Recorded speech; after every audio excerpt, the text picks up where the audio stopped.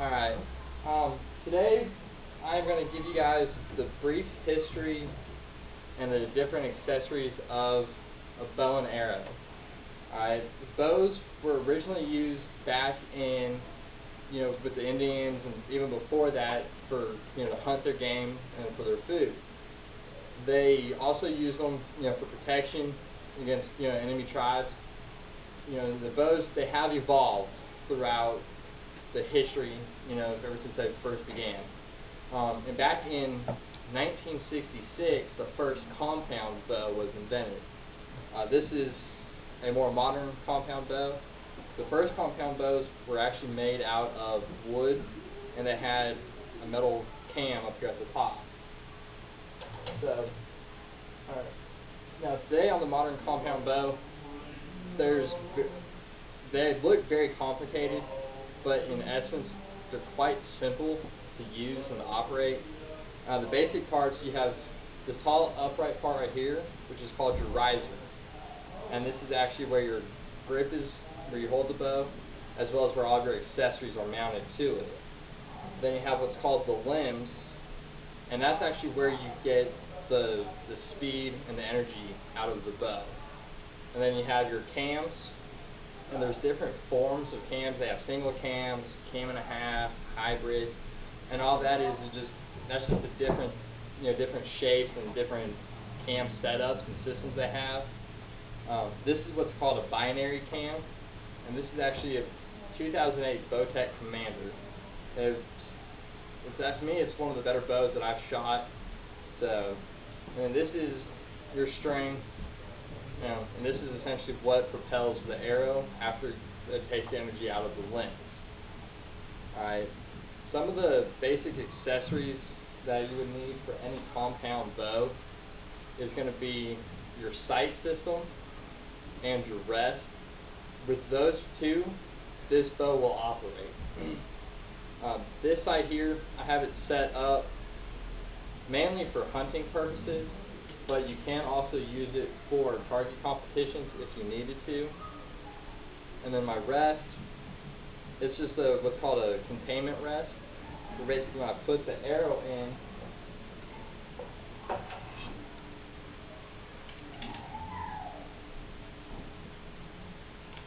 it keeps this arrow from going anywhere. So you can turn the bow upside down, it's not going to go anywhere. So that's why they call it a full containment rest. They have other rests which don't contain the arrow as much, and they go, those sometimes when you pull back if you're in a hunting situation, your arrow can tend to fall off the rest. So, and another accessories you'll see on the bows today is what's called a stabilizer. This just adds forward weight to the bow when you have the bow out here. It just adds forward weight, helps keep the bow more steady in your hand, as well as it helps with the follow through. So when you let go of the bow, it rocks down forward, which is proper follow through. This little gizmo right here is called a string stop. That just helps the bow. After you fire the bow and your string, it hits it. It helps absorb the vibrations, which makes the bow quieter, which is a must need if you're using the bows for hunting. Now, back to the stabilizers. They come in different shapes, sizes, and weights. Now this stabilizer is what most people would use for the hunting because it's nice and short and it's fairly heavy. Now for the target shooter, they're going to use a stabilizer that's a little bit longer and lighter because they're taking a whole lot more repetitive shots. It's lighter for them, so that way they don't get tired with it as easy. But it puts the weight out there, and it gives them, does the same thing as this short, heavy stabilizer. Now, getting into the arrows, again, they come in all different sizes and thicknesses and weight.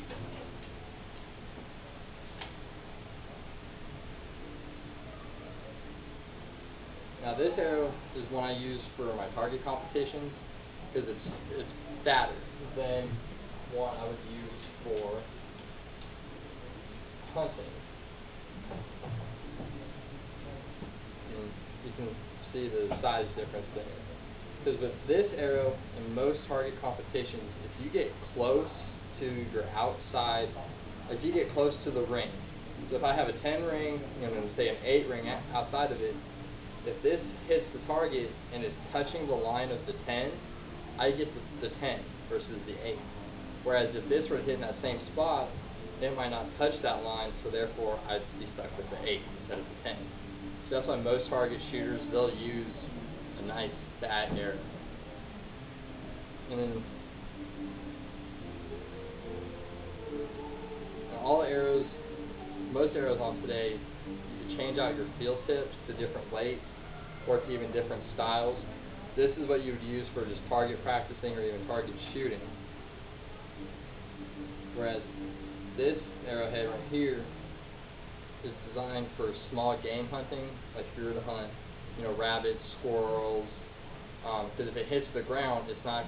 This is actually like hard rubber, so when it hits the ground, it's going to help absorb that shock, and so it doesn't damage your arrow. And then if you're to use it for big game hunting,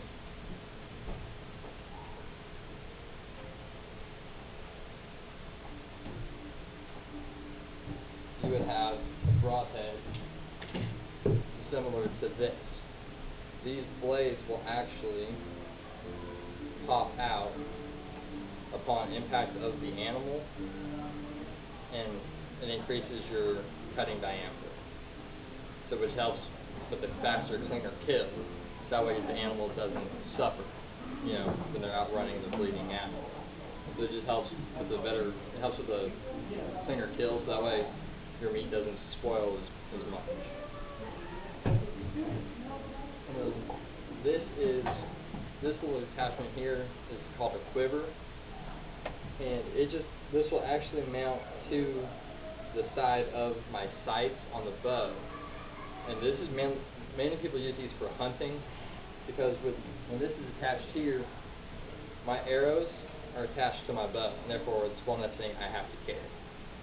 Whereas target shooters, they'll have a belt, but basically like tubes attached to the side, and their arrows are just sitting in those tubes. So,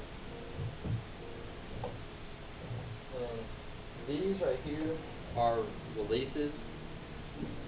This is what you actually pull the string back with. As you saw, there's different styles, and there's actually more out there than these. This one is really great for the hunter, because it attaches around their wrist, and so therefore they don't lose this while out in the woods, and it's ready for when that buck or that doe comes out. It's right there. They don't have to try and find it, fumble, and make noise.